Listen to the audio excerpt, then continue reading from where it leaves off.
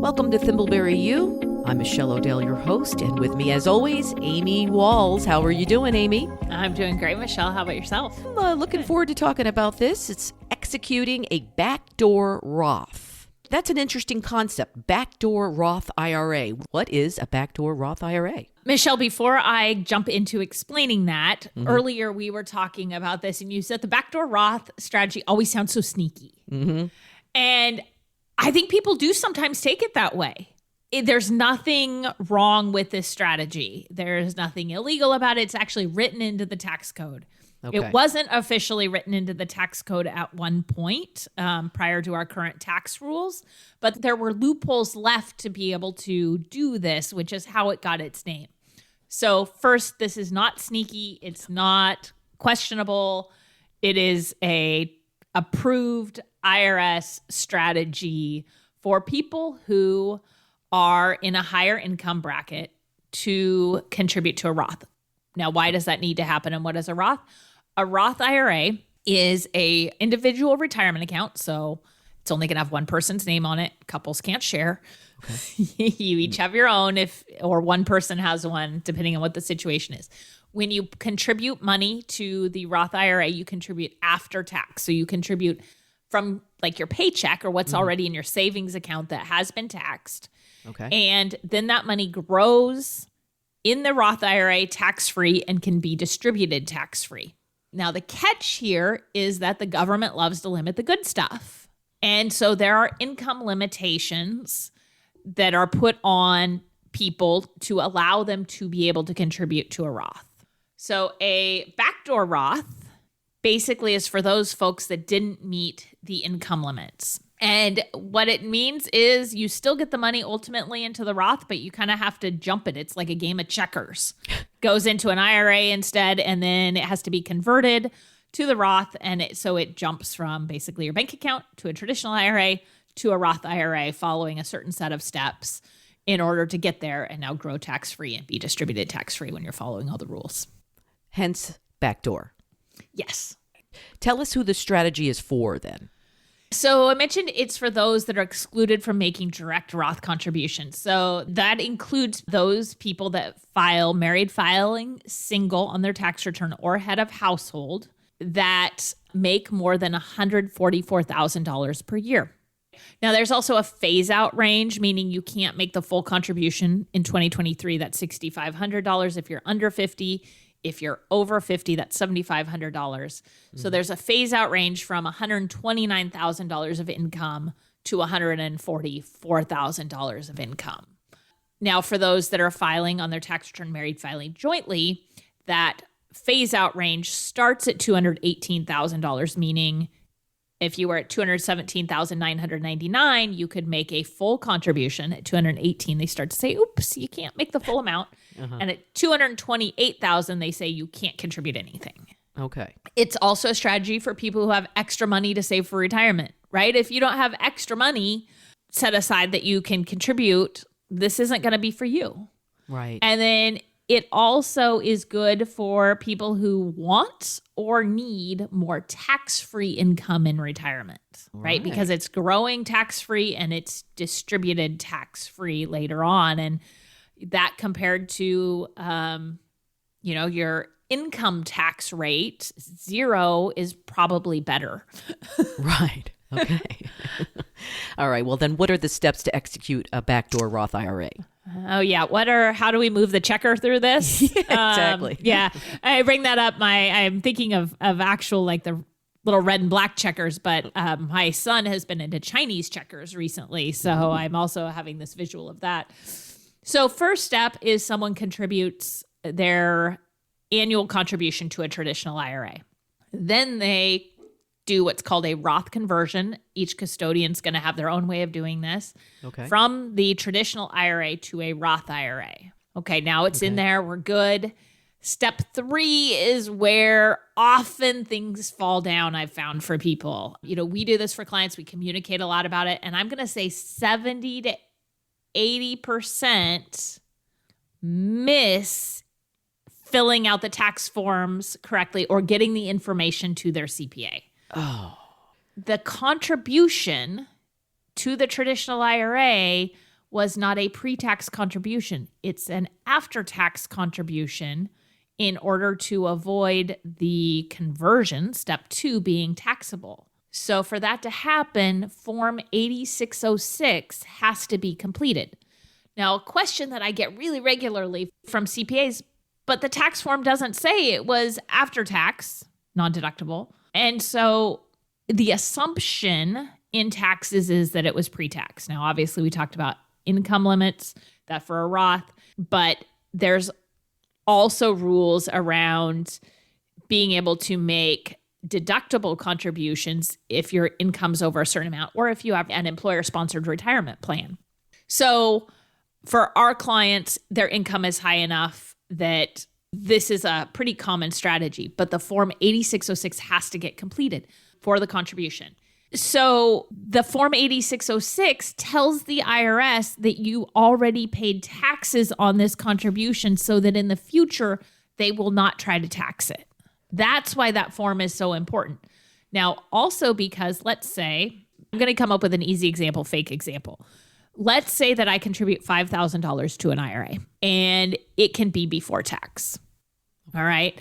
And then later on, I decide that I'm going to convert that to a Roth. Well, let's say that is now $8,000 because it grew. Because it grew, right. When I convert, my $5,000 that I contributed is taxable in the conversion, and my growth is taxable. So all $8,000 is going to be taxable to me in the year I did the conversion. Okay. But if I fill out Form 8606 and that gets filed, now when I do that conversion, only the $3,000 in growth is taxable. So you have to do that form. And you're saying people forget to do this form is what you're saying then? Yes. People forget to do this form. Now, for a backdoor Roth, you typically convert pretty quickly after making the contribution. And so there shouldn't be gains. That's the whole point. It's tax neutral. Right. But you can see with that example why that form becomes so important, because the IRS is going to say, oops, taxable money, pay us.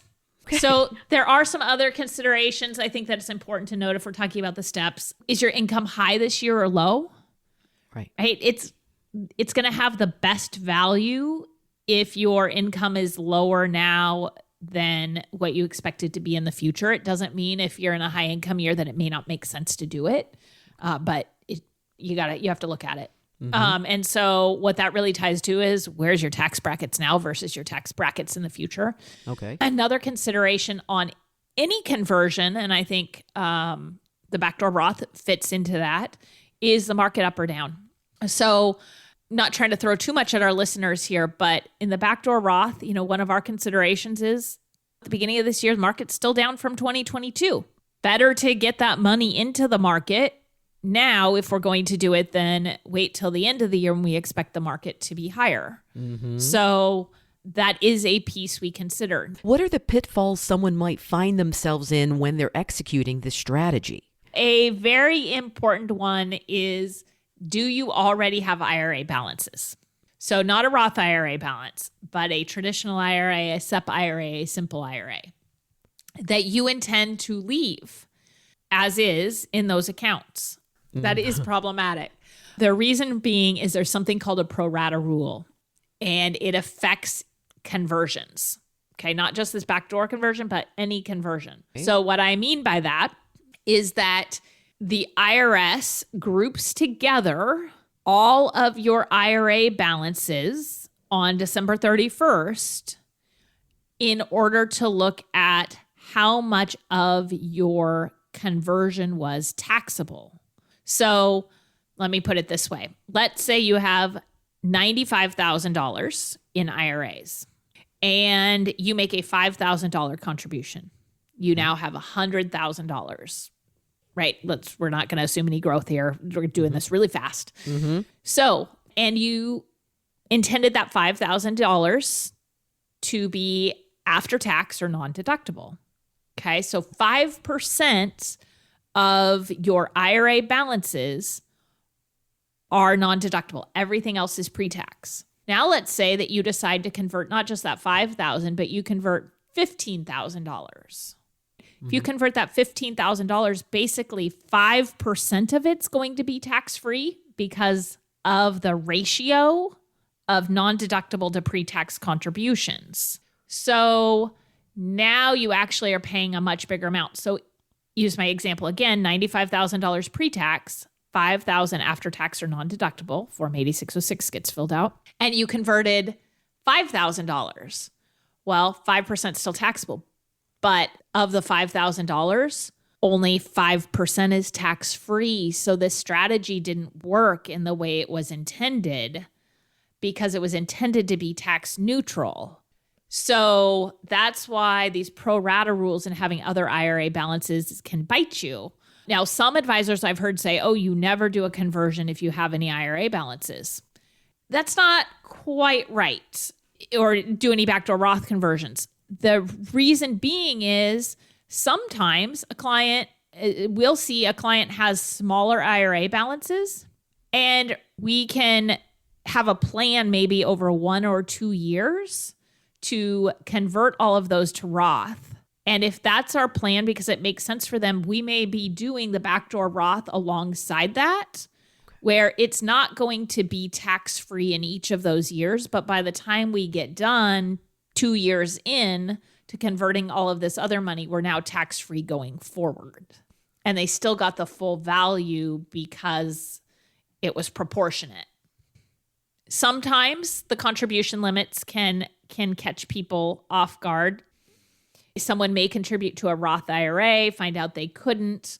That can be, you need to do in that case what's called a recharacterization.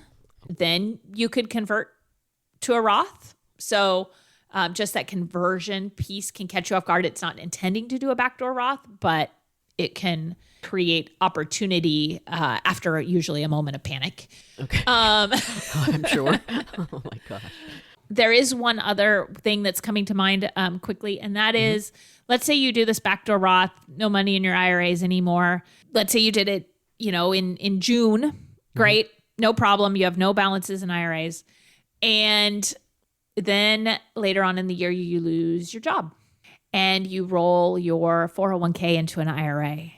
Well, now come year end, you have an IRA balance that just made that conversion taxable.